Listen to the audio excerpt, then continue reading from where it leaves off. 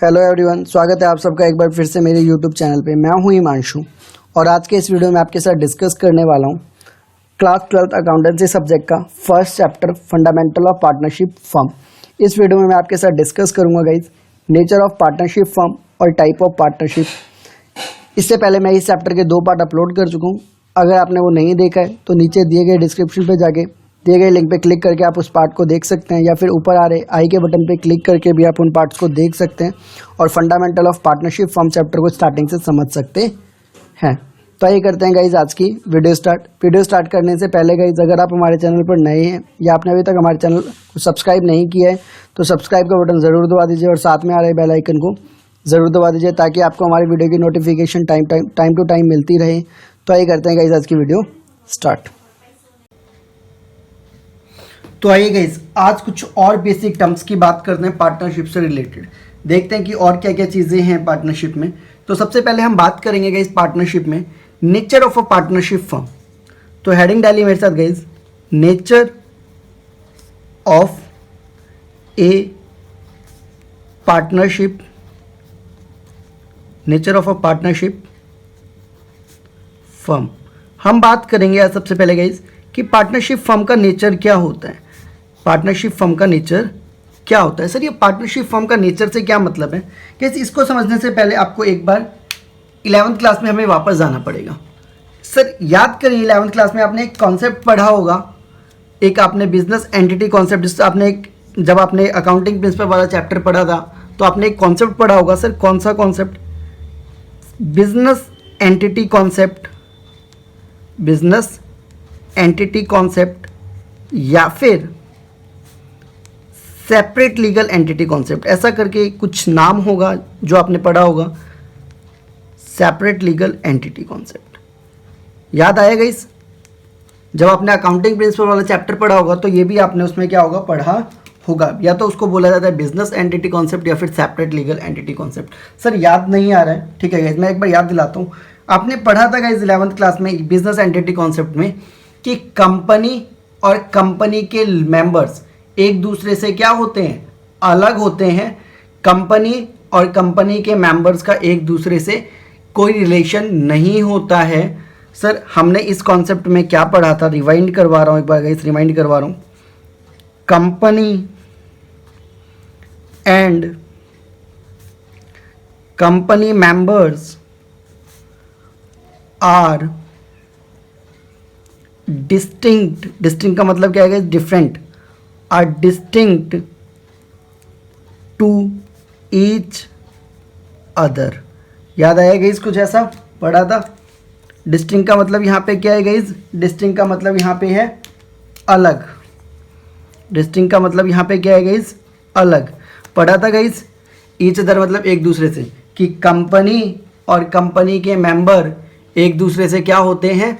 अलग होते हैं। मतलब गाइस मान लीजिए कोई भी एक कंपनी है, ये रिलायंस की कंपनी है, मान लो रिलायंस लिमिटेड एक कंपनी है। रिलायंस लिमिटेड आपको पता है बहुत बड़ी कंपनी है, तो इसमें बहुत सारे लोग काम करते हैं, बहुत सारे वर्कर्स हैं, बहुत सारे शेयर होल्डर हैं, ठीक है, जिन्होंने अपने अपने शेयर्स इसमें खरीदे हुए हैं। क्या होता है शेयर्स, आप आगे जाके पढ़ोगे, मतलब बहुत सारे लोगों ने इसमें, बहुत सारे लोग इससे जुड़े हुए हैं। तो अब मुझे बताइए रिलायंस लिमिटेड ने बैंक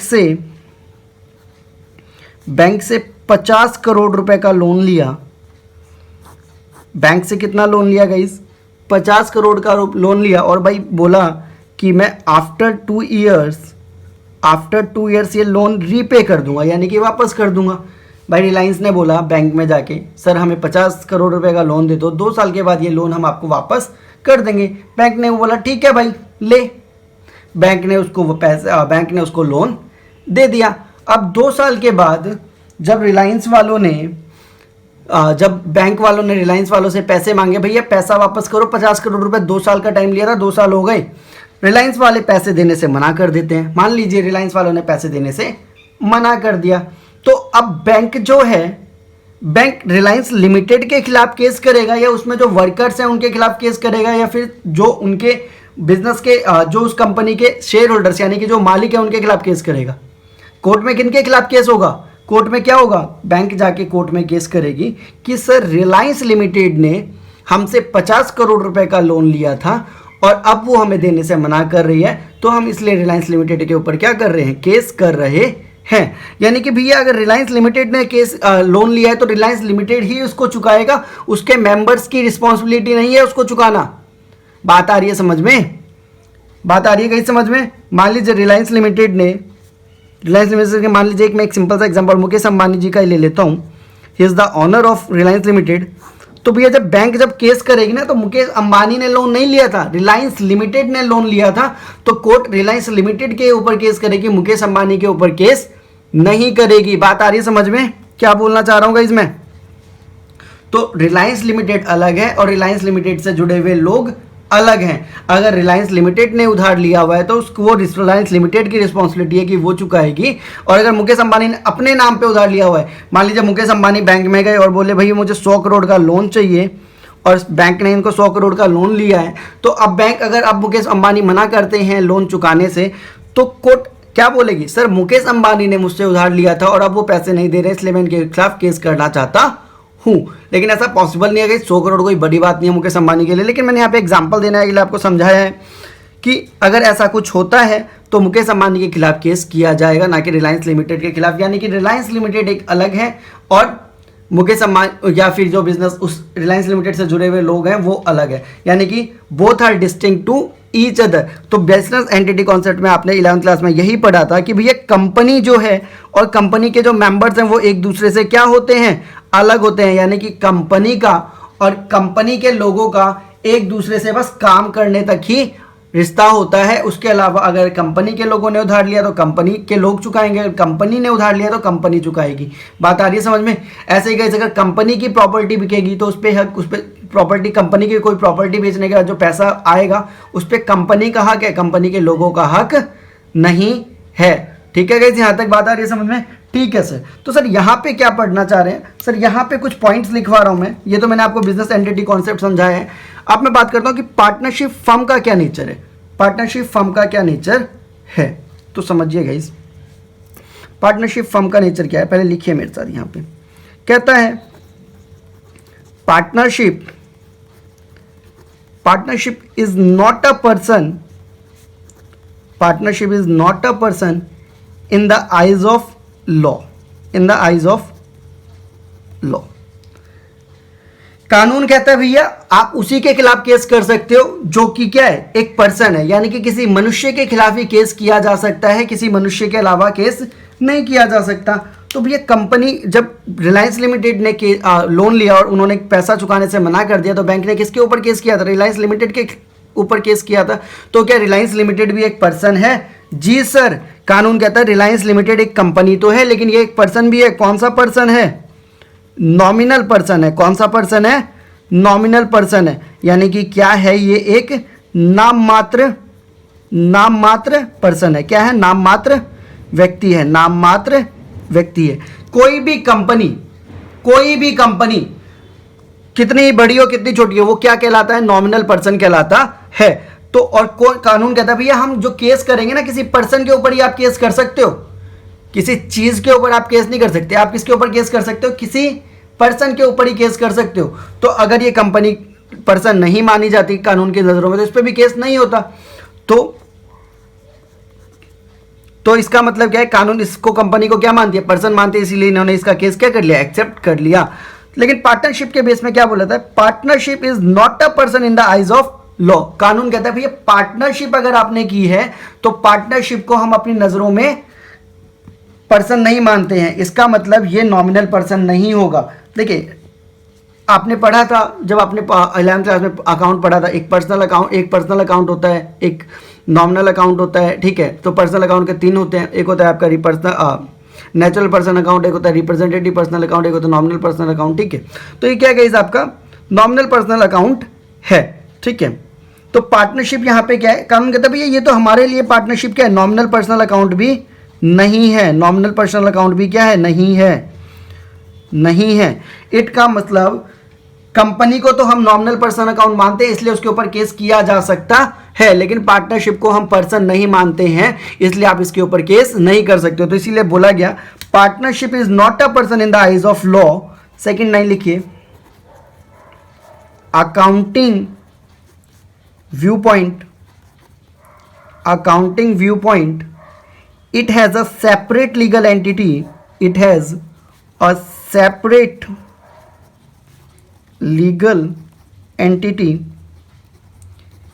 but यहाँ पे इंपॉर्टेंट है गाइस, बट जो मैं लिख रहा हूँ यहाँ पे पेन को चेंज करा है मैंने क्योंकि ये इंपॉर्टेंट है, but according to law view point it has no separate, it has no separate legal entity from its partner,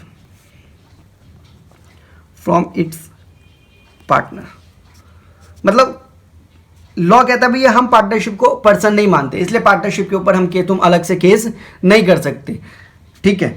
लेकिन अकाउंटिंग कहता है सर हम तो क्या कहते हैं, हम तो पार्टनरशिप को भी क्या मानते हैं, एक पर्सन मानते हैं, इसलिए हमारे हिसाब से पार्टनरशिप में भी क्या लगना चाहिए, सेपरेट लीगल एंटिटी कंसेप्ट लगना चाहिए, यानी कि पार्टनर अलग है और पार्टनरशिप अलग है और पार्टनर्स के जो लोग हैं वो अलग हैं।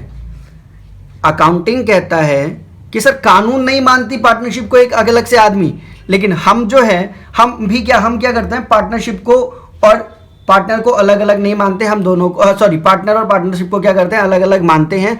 तो इसलिए अगर पार्टनर ने लोन लिया है तो पार्टनर चुकाएगा।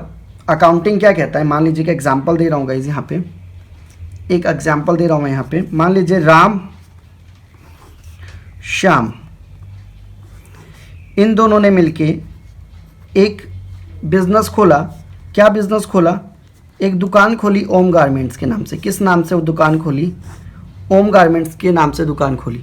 और जो है ओम गारमेंट्स ने 10 लाख रुपए का उधार लिया बैंक से, 10 लाख रुपए का क्या लिया, बैंक से उधार लिया और बोला कि 3 साल के बाद, 3 ईयर्स के बाद हम ये पैसा बैंक को चुका देंगे। बैंक ने बोला कोई बात नहीं, लीजिए भाई 10 लाख रुपए। बैंक ने इस ओम गारमेंट्स को 10 लाख रुपए दे दिए। अब 3 साल के बाद ओम गारमेंट्स ने पैसा देने से मना कर दिया। अब बैंक किसके ऊपर केस करेगा, या तो राम के ऊपर करेगा, श्याम के ऊपर करेगा, या फिर ओम गारमेंट्स के ऊपर करेगा, या फिर इन दोनों के ऊपर करेगा, बताइएगा इस किसके ऊपर करेगा। अच्छा, सेपरेट लीगल एंटिटी के नजरिए से किसके ऊपर करना चाहिए, बताइए मुझे। अगर इस पे सेपरेट लीगल एंटिटी यानी कि जो हमने ऊपर पढ़ा ये बिजनेस एंटिटी कॉन्सेप्ट, इसके हिसाब से किसके ऊपर करना चाहिए सर, इसके हिसाब से तो ओम गारमेंट्स के ऊपर ही करना चाहिए, क्योंकि हमने पढ़ा है बिजनेस एंटिटी कॉन्सेप्ट में कि बिजनेस और बिजनेस में जुड़े हुए लोग एक दूसरे से क्या होते हैं, अलग होते हैं। तो अगर बिजनेस ने उधार लिया है तो बिजनेस चुकाएगी, और बिजनेस के लोगों ने उधार लिया तो बिजनेस के जो लोग हैं वो चुकाएंगे। तो यहाँ पे किसने उधार लिया, भाई यहाँ तो बिजनेस ने लिया है तो बिजनेस चुकाएगी, यानी कि केस की उसके ऊपर किया जाएगा, बिजनेस के ऊपर किया जाएगा, इन दोनों के ऊपर नहीं किया जाएगा। किसके पॉइंट ऑफ व्यू से, बिजनेस एंटिटी कॉन्सेप्ट के वजह से। तो अकाउंटिंग कहता है भैया बिल्कुल सही है, हम मानते हैं कि पार्टनरशिप में भी क्या होता है, बिजनेस एंटिटी कॉन्सेप्ट होता है या सेपरेट लीगल एंटिटी कॉन्सेप्ट होता है। इसलिए अगर बिजनेस ने उधार लिया तो बिजनेस के ऊपर केस किया जाएगा, बिजनेस के लोगों ने उधार लिया तो बिजनेस के लोगों के ऊपर किया जाएगा। बट कानून कहता है नहीं, हम नहीं मानते भैया पार्टनरशिप अलग है, हम नहीं मानते कि पार्टनरशिप अलग है बिजनेस से। कानून कहता है भैया बिजनेस के जो मेंबर हैं और जो बिजनेस है पार्टनरशिप में, हम उसको अलग नहीं मानते। इसलिए साफ साफ पहली लाइन में मैंने लिखा है partnership is not a person in the eyes of law. कानून की नजर में पार्टनरशिप क्या है, पर्सन नहीं है। तो लॉ कहता है भैया चाहे बिजनेस ने लोन लिया हो, चाहे बिजनेस के लोगों ने लोन लिया हो, केस तो किसके ऊपर किया जाएगा, बिजनेस के लोगों के ऊपर ही किया जाएगा। इसलिए लिखा है according to law view point it has no separate legal entity from its partner. कानून कहता है भैया हमारी नजरों में पार्टनर और पार्टनरशिप अलग अलग नहीं है। अगर पार्टनर ने भी उधार लिया है तो पार्टनर के ऊपर ही केस किया जाएगा, पार्टनर के बिजनेस ने भी उधार लिया तो पार्टनर के ऊपर ही केस किया जाएगा। तो भैया अकाउंटिंग तो कहता है कि नहीं सर ये दोनों अलग अलग है, कानून कहता है नहीं ये एक ही है। तो कानून से ऊपर तो हमारे देश में आज के टाइम पे कुछ भी नहीं है। तो जो कानून कहता है वही बात मानेंगे।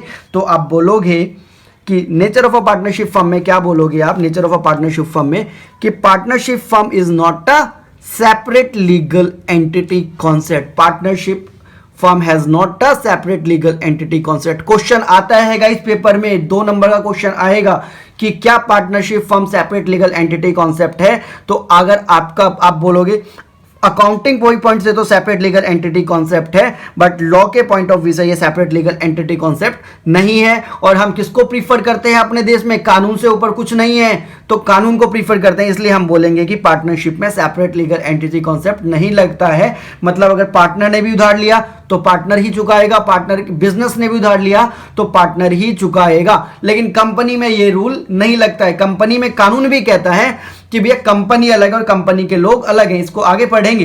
यहां पे हम पार्टनरशिप की बात कर रहे हैं तो इतना समझिए कि पार्टनर और पार्टनरशिप अलग अलग नहीं है, ये एक ही मेंबर हैं। बात आगे समझ में यहां तक गाइस? ठीक है सर, आगे बढ़े। ठीक है, तो सी में फर्म themselves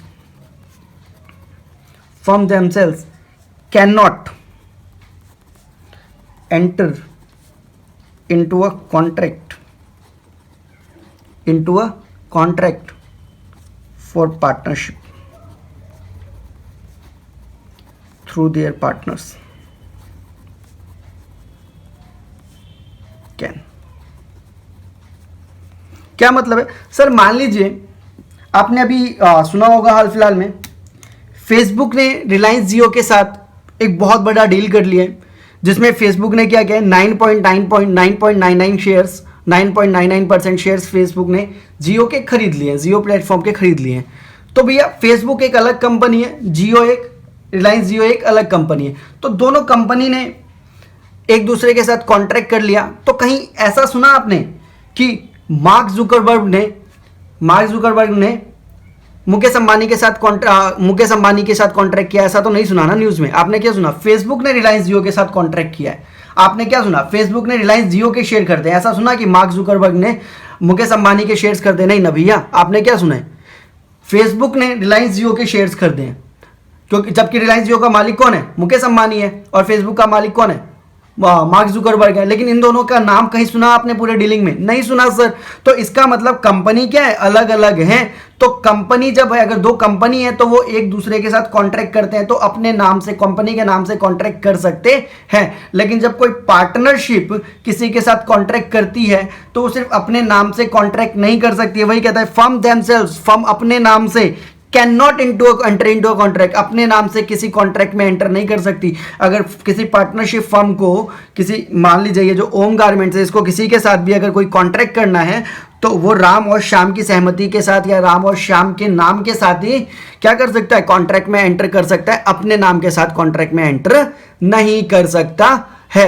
जैसा कि मैंने आपको एग्जांपल दिया, रिसेंटली फेसबुक और रिलायंस जियो ने एक दूसरे के साथ कॉन्ट्रैक्ट किया तो मुकेश अंबानी और मार्क जुकरबर्ग का कहीं भी नाम सुनने में नहीं आया है। तो गाइस क्या है, कंपनी अलग होती है कंपनी के लोगों से, लेकिन पार्टनरशिप अलग नहीं होती पार्टनरशिप के लोगों ने। तो ये जो सेकंड वाला पॉइंट है ये पेपर में आएगा, इसको रट लीजिए गाइस, बहुत ही इंपॉर्टेंट है, इसको याद कर लीजिए बिल्कुल। अकाउंटिंग पॉइंट ऑफ व्यू से तो पार्टनरशिप में सेपरेट लीगल एंटिटी को होता है, लेकिन लॉ के पॉइंट ऑफ व्यू से सेपरेट लीगल एंटिटी नहीं होता है। ठीक है सर, आगे बढ़ते हैं। तो गाइस क्लियर है गाइस, पहला जो आज हमारा टॉपिक था नेचर ऑफ अ पार्टनरशिप आ गया होगा समझ में? जी सर, ठीक है, आगे बढ़ते हैं दूसरे टॉपिक की तरफ। आज का जो हमारा दूसरा टॉपिक है, ठीक है सर, तो दूसरा टॉपिक क्या है गाइस आज का? हमारा दूसरा टॉपिक है guys test of a partnership. Test of a partnership. Sir partnership का टेस्ट से क्या मतलब है, बता रहा हूं गाइस। मैंने आपसे पूछा कि भैया मुझे बताओ कि कैसे आप पता करोगे कि ये 3 लोग एक साथ काम कर रहे हैं, तो कैसे आप पता करोगे कि वो पार्टनरशिप में है या नहीं है? भाई मान लीजिए 3 लोग एक दुकान में काम कर रहे हैं, तो क्या वो दुकान पार्टनरशिप में चल रही है या नहीं चल रही है? बताइए कैसे आप पता करेंगे? गाइज मैंने पार्ट 2 वाले वीडियो में बताया था कि 5 एसेंशियल फीचर होते हैं पार्टनरशिप चेक करने के, ये 5 होंगे तभी क्या होगा? पार्टनरशिप होगा। लेकिन सबसे इंपॉर्टेंट कौन सा था गाइज मुझे बताइए? क्या 3 लोग काम कर रहे हैं तो वो पार्टनरशिप है? पार्टनरशिप का एक फीचर तो है 3 लोग काम कर रहे हैं तो, लेकिन क्या उसी के बेस पे आप बोल दोगे कि ये पार्टनरशिप है? नहीं भैया। अच्छा, फिर मैंने आपको बताया था एग्रीमेंट होना भी एक पार्टनरशिप का एक वो है, तो सिर्फ क्या एग्रीमेंट हो जाना ही पार्टनरशिप कहलाता है? नहीं सर। तो क्या होता है सर, प्रॉफिट का बांटना, सिर्फ प्रॉफिट का, अगर वो तीन लोग पार्टनर ऑफ प्रॉफिट बांट रहे हैं तो क्या पार्टनर कहलाने के हकदार है। मैंने आपको बताया था पार्ट 2 में, profit is a prima facie evidence not a conclusive evidence, यानी कि प्रॉफिट क्या है, एक आपका प्राइमा फेसी एविडेंस है। सिर्फ प्रॉफिट बांट रहे हैं तो इसका मतलब ये नहीं हो जाता कि वो पार्टनर है। तो sir test of a partnership में क्या होगा, तो लिखिए मेरे साथ, the true test of a partnership, the true test of a partnership lies in the existence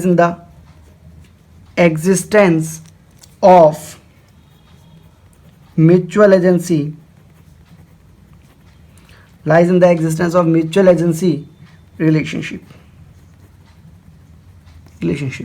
sir अगर उन तीनों लोगों के बीच में म्यूचुअल एजेंसी रिलेशनशिप है तभी वो पार्टनरशिप कहलाएगा, नहीं तो नहीं कहलाएगा। चाहे वो प्रॉफिट बांट रहे हो ना बांट रहे हो वो अलग की बात है, चाहे वो 2 लोग हो, 3 लोग हो, 4 लोग हो वो अलग की बात है, एग्रीमेंट है या नहीं है वो अलग की बात है। सबसे बड़ा सबूत क्या है पार्टनरशिप का, कि उनके बीच में क्या रिलेशन है, उनके बीच में कौन सा रिलेशन होना जरूरी है सर, उनके बीच में म्यूचुअल एजेंसी रिलेशन होना जरूरी है। म्यूचुअल एजेंसी रिलेशन क्या होता है गाइस, मैंने पार्ट 2 में बहुत ही अच्छे से एक्सप्लेन किया था, यहाँ पे शॉर्ट वे में बता रहा हूं। कोई भी पार्टनर अगर बिजनेस में कोई भी डिसीजन लेता है तो उसमें सबकी सहमति होनी जरूरी है। अगर सभी सहमत नहीं है और पार्टनर अगर सभी सहमत नहीं है और बिजनेस में डिसीजन लिया जा रहा है तो वहाँ पे पार्टनरशिप नहीं है। एक बार यहाँ पे एग्जांपल के थ्रू मैं आपको चीज़ें बता रहा हूँ फिर से।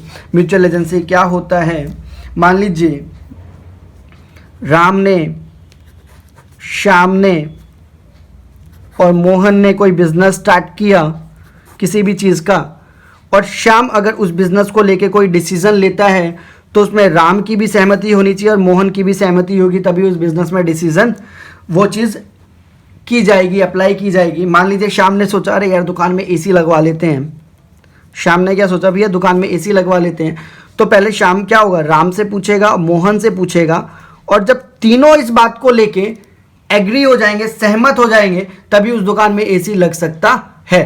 तो अगर उन तीनों के बीच में ऐसा रिलेशन है कि कोई भी डिसीजन लेने से पहले उन तीनों की सहमति जरूरी है, सिर्फ पूछना नहीं, सहमति जरूरी है, जरूरी, अगर उन तीनों का डिसीजन जरूरी है तो फिर क्या होगा, उसमें पार्टनरशिप होगा।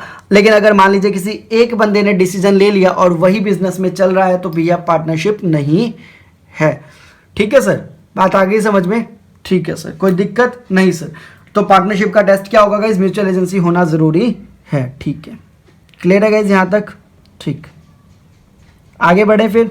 ठीक है सर, आगे बढ़ते हैं,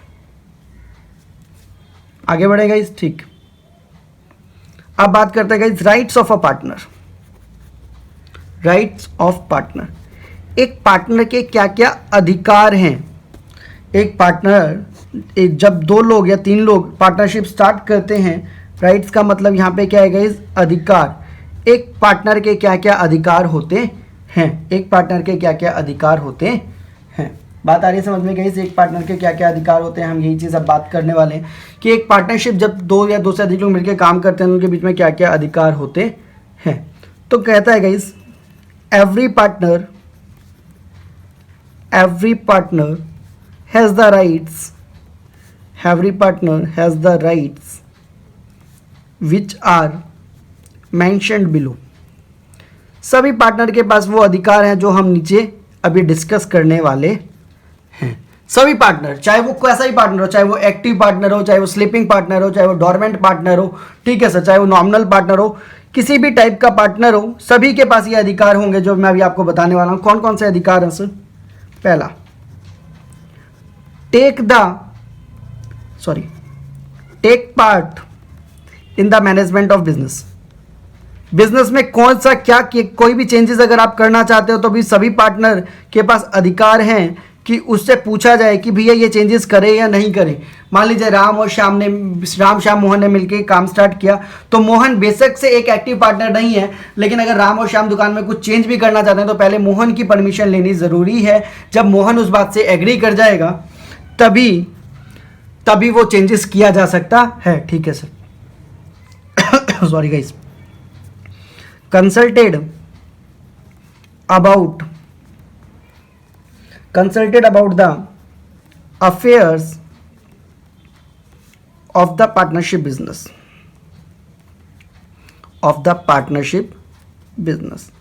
सर सभी पार्टनर का क्या है, बिजनेस में क्या चल रहा है, क्या नहीं चल रहा है, बिजनेस में क्या फायदा है, क्या घाटा है, सभी पार्टनर एक दूसरे से क्या कर सकते हैं, बात कर सकते हैं, चाहे वो स्लीपिंग पार्टनर ही क्यों ना हो। अगर वो कहता है कि भैया, अगर उसने मान लीजिए राम, श्याम और मोहन ने बिजनेस स्टार्ट किया, मोहन एक स्लीपिंग पार्टनर है। स्लीपिंग पार्टनर क्या होता है बताया था मैंने आपको पार्ट 1 में।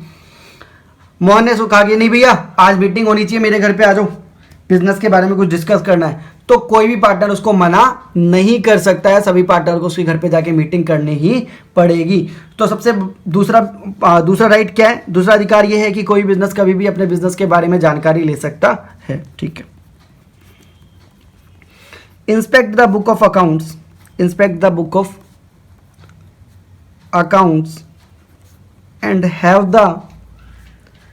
and have a copy of the same। भैया सभी पार्टनर्स के पास अधिकार है कि वो अपने पार्टनरशिप की अकाउंटिंग बुक को देख सकते हैं। मान लीजिए राम, श्याम और मोहन ने पार्टनरशिप किया, मोहन एक स्लीपिंग पार्टनर है, तो भैया मोहन ने एक दिन राम और श्याम को फ़ोन किया, कहा कि भैया मुझे अपनी पार्टनरशिप का क्या देखना है, बैलेंस शीट देखना है, लेके आओ। तो राम और श्याम मना नहीं कर सकते हैं उसको बैलेंस शीट दिखाने से या प्रॉफिट एंड लॉस अकाउंट दिखाने से। उसका मोहन का अधिकार है कि वो हक से अपने बुक को या अपने अकाउंटिंग के बुक को देख सकता है, कोई भी उसको मना नहीं कर सकते हैं। ठीक है सर। चौथा, शेयर द प्रॉफिट और losses with other into agreed ratio. मतलब क्या है सर, भैया सभी पार्टनर के पास अधिकार है कि वो अपने प्रॉफिट और लॉसेस को एक दूसरे के साथ क्या कर सकते हैं, बांट सकते हैं। किस रेशो में, जिस रेशो में उन्होंने अपनी सहमति जताई दी, यानी कि जब वो एग्रीमेंट बनाते हैं तो तभी वो ये डिसीजन लेते हैं कि कौन कितना प्रॉफिट अपने पास रखेगा। तो जितना उन्होंने प्रॉफिट पहले ही अपना डिसाइड किया हुआ है, उसमें सभी के पास अधिकार है कि वो अपने प्रॉफिट्स को बांट सकते हैं। ठीक है सर, बात आगे समझ में। ठीक, आगे बढ़ते हैं। If a partner gives a loan to firm, have the rights to receive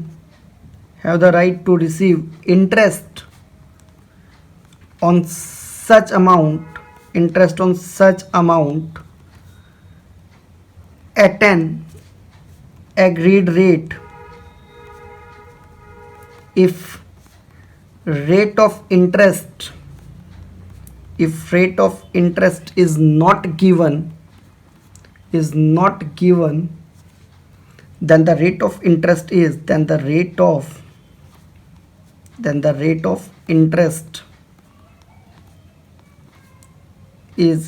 6% per annum। मतलब क्या है समझ में सर, बहुत लंबी लाइन लिख दी सर। मतलब ये है कि मान लीजिए अगर किसी पार्टनर ने पार्टनरशिप फर्म को उधार दिया है और उधार देते वक्त उसने पार्टनरशिप फर्म को बोला था भैया उधार तो दे रहा हूं लेकिन इसके बदले क्या लूंगा, ब्याज भी लूंगा, मतलब इंटरेस्ट भी लूंगा। तो जितने परसेंट उसने इंटरेस्ट बोला है उतने परसेंट उसको इंटरेस्ट मिलेगा ही मिलेगा। ठीक है सर, पहला point.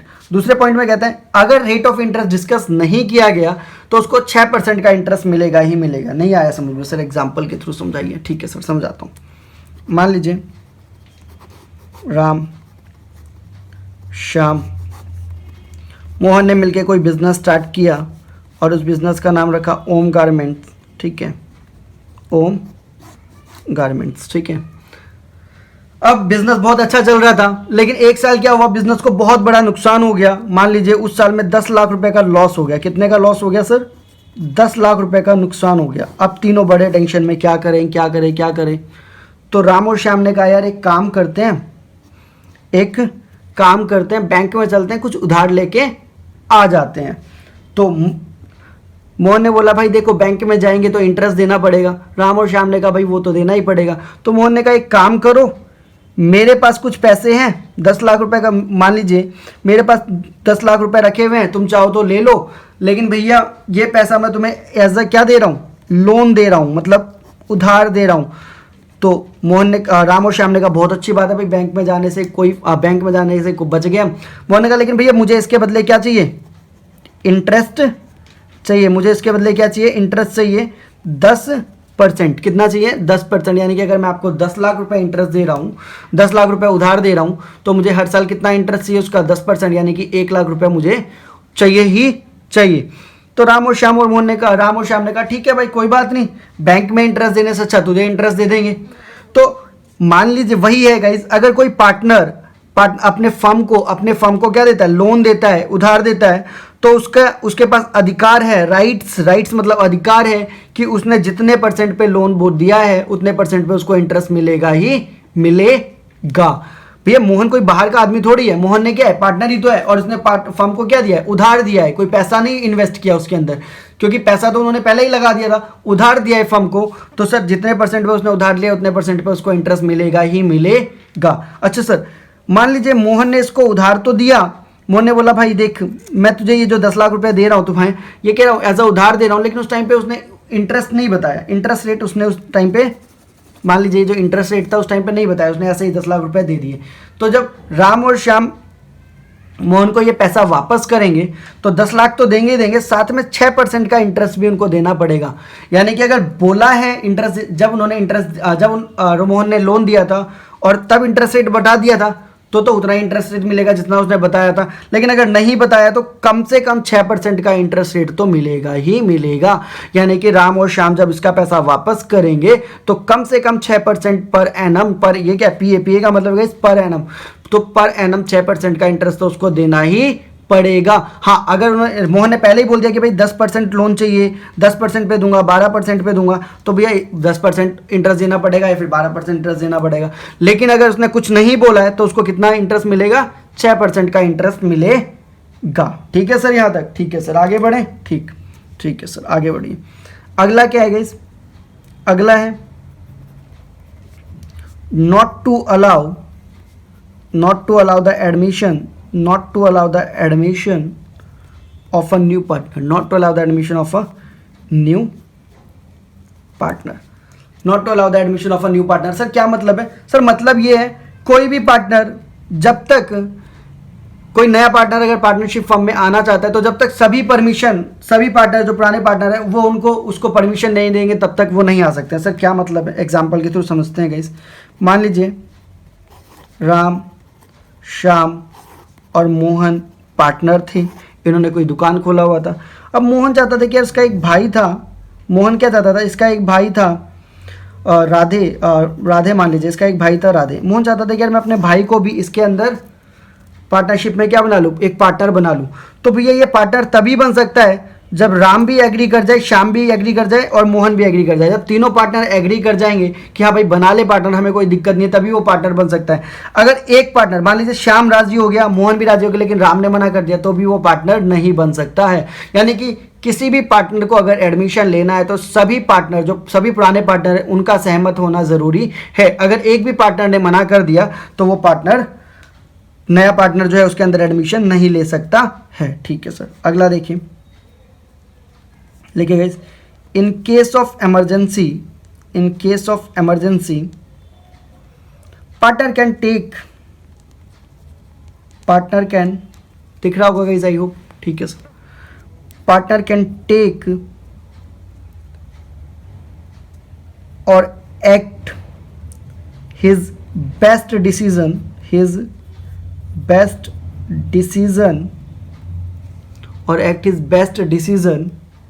for the firm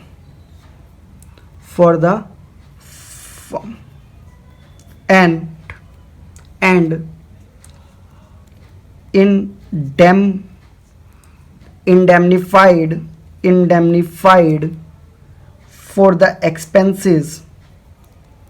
indemnified for the expenses incurred by him। ठीक है, लिख लीजिएगा इस एक बार पहले इसको। In case of emergency partner can take और act his best decision for the firm and indemnified for the expenses incurred by him. Sir क्या मतलब है?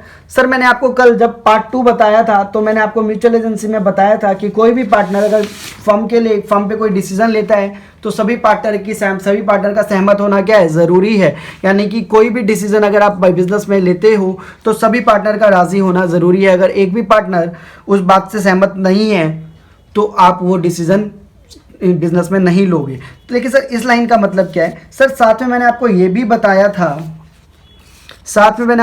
बताया था कि इमरजेंसी के सिचुएशन में कोई भी पार्टनर अपने हिसाब से बिजनेस के लिए जो बेस्ट डिसीजन है वो ले सकता है। मैंने आपको लास्ट क्लास में एग्जांपल भी दिया था कि राम है, श्याम है और मोहन है। श्याम और मोहन का घर दूर है जबकि राम का घर उनकी दुकान के क्या है, बिल्कुल पास है। राम का घर क्या है, उनकी दुकान के बिल्कुल पास है और दुकान में आग लग गई है। दुकान में क्या लग गई है? आग लग गई है। तो राम जो है श्याम और मोहन से पहले पूछेगा नहीं कि भैया दुकान में आग लग गई, ये क्या करूं? नहीं सर, राम श्याम और मोहन से नहीं पूछेगा। वो क्या करेगा? आग को बुझाने की कोशिश करेगा। यानी कि राम के हिसाब से जो उस टाइम पे बेस्ट लगेगा राम उसको करेगा। क्योंकि भैया इमरजेंसी के सिचुएशन में, तो कानून कहता है भैया इमरजेंसी के सिचुएशन में कोई भी पार्टनर कोई भी डिसीजन ले सकता है बिजनेस को लेके, लेकिन वो बिजनेस क्या, वो जो डिसीजन क्या होना चाहिए, बिजनेस के फायदे के लिए होना चाहिए। उससे बिजनेस का कुछ फायदा हो रहा हो, कोई नुकसान ना हो रहा हो। अच्छा, अब भैया अब राम ने इस आग को बुझाने के लिए फायर ब्रिगेड को बुलाया, फायर ब्रिगेड की गाड़ियां बुलाई, तो इस पर राम का क्या हुआ होगा? खर्चा भी हुआ होगा। तो राम जो है अपने खर्चे को इनसे रिकवर कर सकता है। मान लीजिए राम का 30,000 रुपये का खर्च हुआ, आग को बुझाने में कितना खर्च हुआ? 30,000। तो 10,000 राम देगा, श्याम 10,000 देगा और मोहन 10,000 रुपये देगा। तो वही कहता है कि इन केस ऑफ इमरजेंसी के टाइम पे क्या कर सकता है, partner can take best decision. Partner क्या है, अपने बेस्ट डिसीजन ले सकता है फर्म के लिए और जो भी खर्चा हुआ उसको उनसे वसूल कर सकता है। ठीक है सर, एक लास्ट और देखते हैं guys. After giving a proper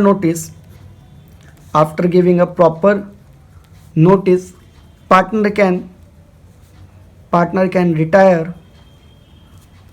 retire from the firm.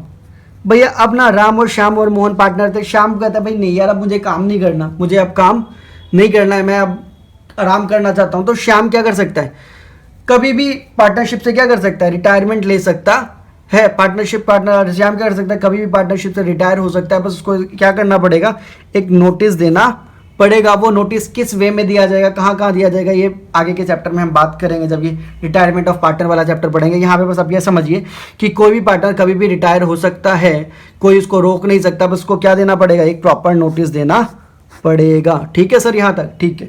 तो ये कुछ अधिकार थे, सभी पार्टनर के पास ये अधिकार होता है, चाहे पार्टनर कैसा भी हो, स्लीपिंग हो, एक्टिव हो, कैसा भी पार्टनर हो, एवरीबडी हैज द राइट्स, सभी के पास ये अधिकार है। ठीक है सर, यहाँ तक ठीक है सर, कोई दिक्कत यहाँ तक? नहीं सर, पक्का यहाँ तक कोई दिक्कत सर? नहीं सर, ठीक है, यहाँ तक तो कोई दिक्कत नहीं होना चाहिए। नहीं सर, ठीक है। एक लास्ट चीज और देख लेते हैं गाइस, फिर नेक्स्ट क्लास में देखेंगे। Sir partnership, type of partnership. Sir partnership कितने टाइप के हो सकते हैं? पार्टनरशिप कितने टाइप के हो सकते हैं? तो पार्टनरशिप क्या हो सकता है, पार्टनरशिप एक पर्टिकुलर वेंचर, लिख लीजिएगा इस पहले, a particular venture, a period और एट विल। 3 तरीके से पार्टनरशिप हो सकते हैं। पार्टनरशिप कितने तरीके से हो सकते हैं गाइस? 3 तरीके के हो सकते हैं। कौन कौन से सर? एक particular venture, a period, at will. क्या होता है सर, पहले समझते हैं गाइस क्या होता है। पर्टिकुलर का मतलब है गाइस, अ पर्टिकुलर वेंचर का क्या मतलब होता है, किसी काम के लिए, किसी समय अवधि के लिए, किसी समय अवधि के लिए, अनलिमिटेड नहीं मतलब आया, समझेंगे सर। सर पार्टनरशिप देख लिया आपने पहले, कितने टाइप के पार्टनरशिप हो सकते हैं? 3 टाइप के हो सकते हैं, particular venture, a period, at will. तीनों को समझिएगा गाइस मेरे साथ, पहले फटाफट देखिए गाइस। पहला बात करते हैं पर्टिकुलर वेंचर की, समझिएगा गाइस क्या मतलब है। एग्जाम्पल के थ्रू समझते हैं गाइस, फटाफट समझ में आएगा। ठीक है सर, मान लीजिए ये राम है, ये श्याम है, ये राम है और ये श्याम है। राम अलग काम करता है, राम का कोई श्याम से कोई मतलब नहीं है, राम को श्याम से कोई भी मतलब नहीं है, राम अलग काम करता है। राम क्या करता है? पिलर बनाता है। राम क्या करता है? पिलर बनाने का काम करता है। राम का क्या बिजनेस है? पिलर बनाने का। और श्याम का बिजनेस है रोड बनाने का उसके ऊपर, ठीक है। मतलब कहीं पे भी अगर फ्लाइट बनता है तो राम उसके ऊपर क्या करता है? पिलर लगाता है, और श्याम क्या करता है? रोड बनाता है। और एक मोहन है, मोहन दोनों ही काम करता है। मोहन क्या करता है? दोनों ही काम करता है, पिलर भी करता है और रोड भी बनाता है। लेकिन ये थोड़ा सा महंगा काम करता है, ये थोड़ा सा क्या करता है? कॉस्टली, महंगा काम करता है। तो क्या हुआ, ये तीनों एक ही जगह पे काम करते हैं। ये क्या करते हैं? तीनों एक ही जगह पे काम करते हैं, मतलब एक ही जगह पे, मान लीजिए ये तीनों एक ही शहर में काम करते हैं, इन वन सिटी, एक ही शहर में काम करते हैं, लेकिन तीनों अलग अलग काम करते हैं। इन तीनों का एक दूसरे से कोई मतलब नहीं है। बात को बिल्कुल गहराई में जाके समझिएगा, सभी भावनाओं को एक बार छोड़ दीजिएगा इस, बिल्कुल मैं जो भी सभी मोह माया त्याग दीजिए। यहाँ पे जो समझाना चाह रहा हूँ समझने की कोशिश करिएगा। तीनों एक ही शहर में काम करते हैं, लेकिन तीनों का एक दूसरे से कोई मतलब नहीं है। तीनों का अपना अलग अलग बिजनेस है। राम का क्या बिजनेस है? पिलर बनाने का बिजनेस है। श्याम का क्या बिजनेस है? रोड बनाने का। जबकि मोहन का क्या बिजनेस है? पिलर और रोड दोनों बनाने का बिजनेस है, लेकिन इसका बिजनेस क्या है? थोड़ा सा महंगा काम करता है। तो सरकार को मान लीजिए इस शहर में क्या बनवाना था, ये जो सिटी है जहाँ पे ये काम करते हैं, इस सिटी के बाद सरकार को एक फ्लाईओवर बनवाना था। इस शहर में क्या करना था सरकार को, यानी कि गवर्नमेंट को एक फ्लाईओवर बनवाना था। तो राम और श्याम ने सोचा, राम और श्याम ने बात की, यार देख अगर हम दोनों अलग अलग काम करते हैं तो ये कॉन्ट्रैक्ट किसको मिल जाएगा? सरकार किसको दे देगी ये कॉन्ट्रैक्ट? मोहन को दे देगी। मोहन पैसा कमा लेगा, हम दोनों तो खाली के खाली बैठे रह जाएंगे। तो क्यों ना हम क्या कर लें, क्यों ना हम पार्टनरशिप कर लें, क्यों ना हम क्या कर लें? पार्टनरशिप कर लें इस फ्लाईओवर के बनने तक। हम क्या कर लें? पार्टनरशिप कर लें इस फ्लाईओवर के बनने तक, और जैसे ही फ्लाईओवर का काम खत्म होगा हम अपना प्रॉफिट आपस में बांट लेंगे, और तू अलग और मैं अलग। बात आ रही समझ में?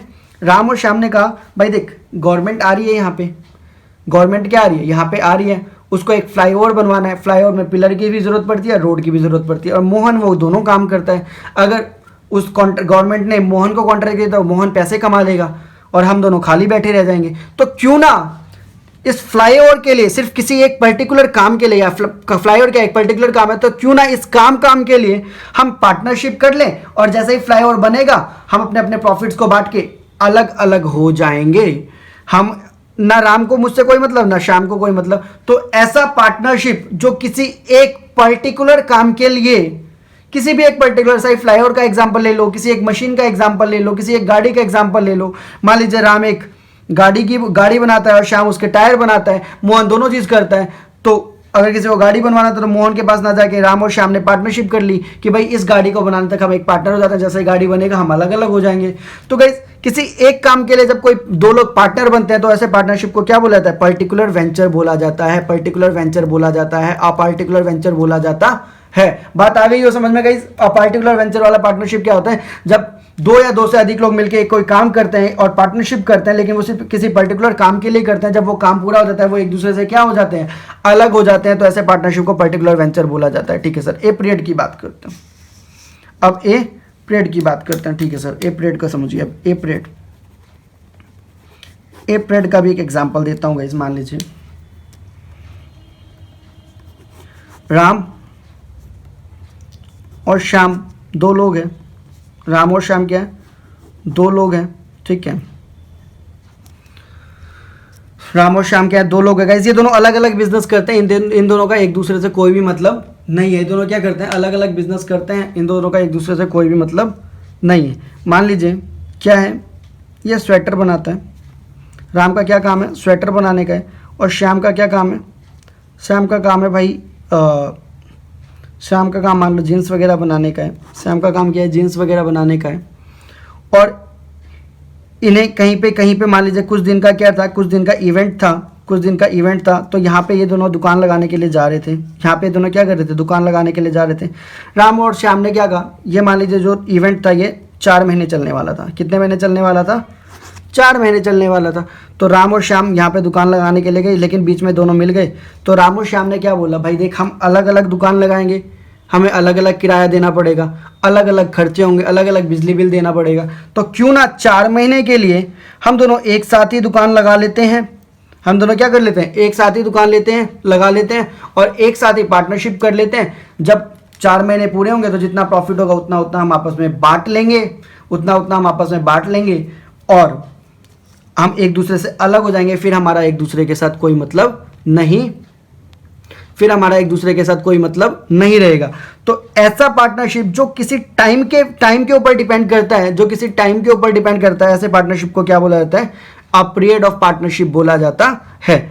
पर्टिकुलर वाला किसी एक काम के लिए किया जाता है और पीरियड वाला किसी एक पीरियड के लिए किया जाता है। बात आगे समझ में गई यहाँ पे, ठीक है सर।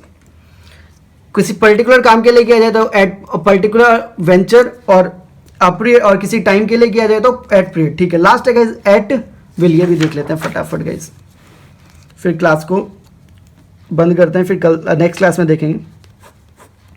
एट विल का मतलब क्या है। मान लीजिए भाई राम और श्याम ने पार्टनरशिप किया था फ्लाईओवर तक के लिए, अभी मैंने आपको एग्जांपल दिया, बट फ्लाईओवर क्या हो गया, फ्लाईओवर बन गया तो इनको क्या होना चाहिए, कानून के हिसाब से तो इनको अलग अलग हो जाना चाहिए था, कानून के हिसाब से इनको क्या हो जाना चाहिए था, अलग अलग होना चाहिए था। बट ये अलग अलग ये नहीं हुए, फिर ये साथ में ही काम करते रहे। तो ऐसा अगर होता है तो वो पर्टिकुलर वेंचर से कहाँ शिफ्ट हो जाएगा, फिर वो एट विल पे हो जाएगा। यानी कि ये दोनों ने रजिस्ट्रेशन तो कब करवाया था कानून में, इन दोनों ने कब कितना रजिस्ट्रेशन करवाया था कि भैया फ्लाईओवर तक के लिए हम पार्टनरशिप करें, उसके बाद हम अलग अलग हो जाएंगे। लेकिन फ्लाईओवर बन गया तब भी ये अलग अलग नहीं हुए, तो कानून की नज़रों में तो क्या हो गई, ये अलग अलग हो गए ना। लेकिन फिर भी ये काम कर रहे हैं, तो ये अपनी मर्जी से काम कर रहे हैं, तो ऐसे पार्टनरशिप को क्या बोला जाता है, एट विल। एट विल का मतलब क्या है गाइस, विल जो वर्ड है, विल बना है वर्ड विलिंगनेस से। विल वर्ड किससे बना है, विलिंगनेस से, और विलिंगनेस का मतलब आपको पता है क्या होता है, इच्छा। क्या ये मतलब ये जो ऐसा पार्टनरशिप जो अपनी इच्छा से की जाए वो क्या कहलाता है, एट विल कहलाता है। मतलब भैया काम के लिए आपने पार्टनरशिप किया, काम पूरा हो गया तो अलग हो जाओ ना यार, अलग ही नहीं हो रहे, तो ऐसा पार्टनरशिप क्या कहलाएगा, एट विल कहलाएगा। ऐसे ही गाइस राम और श्याम ने पार्टनरशिप किया था कि भाई हम लोग मिलके 1 साल 4 महीने तक काम करेंगे एक साथ, 4 महीने तक एक साथ काम करेंगे, 4 महीने के बाद हम लोग अलग अलग हो जाएंगे। 4 महीने पूरे हो गए बट ये अलग अलग नहीं हुए, तो वो क्या बन जाएगा, एट विल बन जाएगा। यानी कि तुमने पहले तो अपना रजिस्ट्रेशन कैसे करवाया था, तुमने पहले अपना रजिस्ट्रेशन एट पीरियड पे करवाया था, लेकिन पीरियड पूरा होने के बाद भी अगर तुम अलग अलग नहीं हुए तो वो क्या पार्टनरशिप कहलाता है, एट विल वाला पार्टनरशिप कहलाता है। बात आ गई समझ में गई यहाँ तक बात आ गई समझ में, जी सर पक्का, कोई दिक्कत यहाँ तक नहीं सर, ठीक है। अब सर पार्टनरशिप एट विल होगा, पार्टनरशिप एट पीरियड होगा, या पार्टनरशिप एट वेंचर होगा, ये कब पता चलता है। तो मैंने आपको बताया था जब भी कोई लोग पार्टनरशिप करते हैं तो सबसे पहले क्या बनाया जाता है, एग्रीमेंट बनाया जाता है।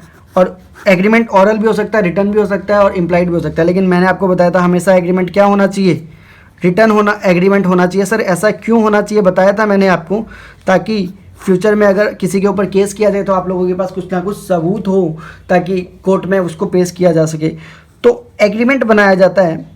तो क्या किया जाता है गाइस, एग्रीमेंट बनाया जाता है। मैंने आपको बताया था जब भी पार्टनरशिप स्टार्ट करते हैं तो सबसे पहले क्या किया जाता है, एग्रीमेंट बनाया जाता है। तो उस एग्रीमेंट में ही लिखा जाता है कि पार्टनरशिप किसी काम के लिए बनाया जा रहा है या किसी समय के लिए बनाया जा रहा है, या फिर कोई फिक्स टाइम नहीं है, जब तक मर्जी होगा तब तक चलाएंगे साथ में और फिर अलग अलग हो जाएंगे। तो उसको एट विल बोला जाता है कि जब तक हमारा बना तब तक चलाएंगे। तो सर ये एग्रीमेंट में ही लिख दिया जाता है कि भैया ये तो ये पर्टिकुलर वेंचर होगा, किसी एक पर्टिकुलर काम के लिए हो रहा है, या फिर किसी पीरियड के लिए हो रहा है, या फिर एट विल हो रहा है। स्टार्टिंग में ही मान लीजिए राम और श्याम ने कोई दुकान खोलने का सोचा, तो जैसे ही इन्होंने सोचा तो उसके बाद ये क्या बनाएंगे, अपना एग्रीमेंट बनाएंगे। उसके बाद ये क्या बनाएंगे, ये अपना एग्रीमेंट बनाएंगे, और एग्रीमेंट में ही लिख दिया जाएगा कि हमारा जो काम है पर्टिकुलर वेंचर के लिए होगा, पीरियड के लिए होगा, या फिर एट विल होगा। ठीक है सर। तो पार्टनरशिप हमारे 3 टाइप्स के होते हैं। अब इस एग्रीमेंट के बारे में जो ज़्यादा डिस्कस हम नेक्स्ट क्लास में करेंगे। सो आई होप गाइज जो भी आज हमने पढ़ा है आपको समझ में आ गया होगा। बट फिर भी कोई डाउट है तो प्लीज़ गाइज कमेंट सेक्शन में कमेंट करिएगा, मैं पूरी कोशिश करूँगा आपके डाउट्स को क्लियर करने की। So thanks for the watching guys, have a nice day.